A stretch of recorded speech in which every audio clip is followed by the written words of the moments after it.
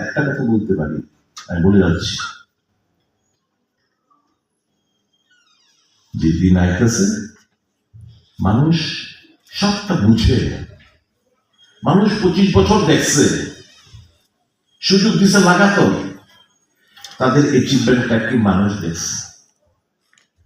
মানুষ 2 টার্মের দিকে আবার বিজেপির নতুন ভাবে বোয়াইছে।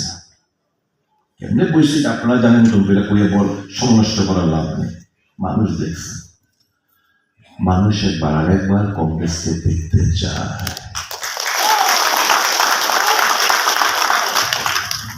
बीज ये लोग रोपण करेगा, बीज बोएगा, हम वहां पे मोहब्बत का दुकान खोलेगा। It's a party.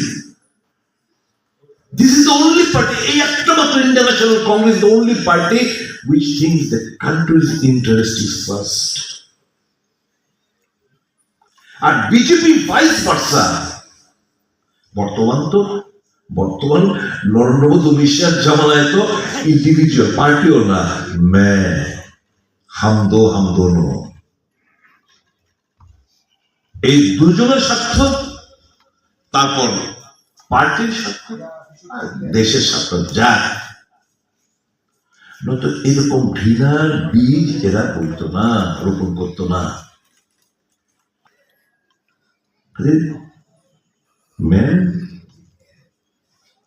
মেন একটা ব্যক্তি হিসেবে ডিফারেন্সিয়েট করুন, পার্টি হিসেবে ডিফারেন্সিয়েট করুন। পার্টি যদি অনলি সোর্স অফ ইনকাম হয়ে যায়, রাজনীতি করাটা, মন্ত্রিত্ব আসাটা, মন্ত্রিসভায় থাকা, if it is a source of income, তাহলে কিছু বলার নেই। তাহলে তো আমরা ভুল করে যে বলবো আমি আশিস বাবু, আমরা তো ওখানে থাকার দরকার ছিল।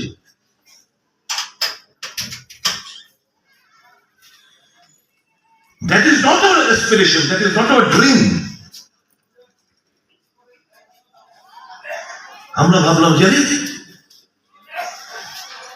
এই একটা জগদ্দল 25 বছরের পাথরটাকে সরিয়ে দিয়ে একটা না সবেরা হামকো লানা চাইয়ে গেলাম, সরকারের পতন হলো।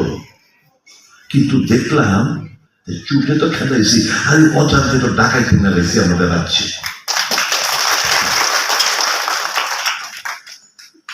কি চলছে সারা রাজ্যে, সারা একই অবস্থা, লুটপাট, অবাধে লুটপাট। একটা কাজ, আমার আপনার ট্যাক্সের পয়সা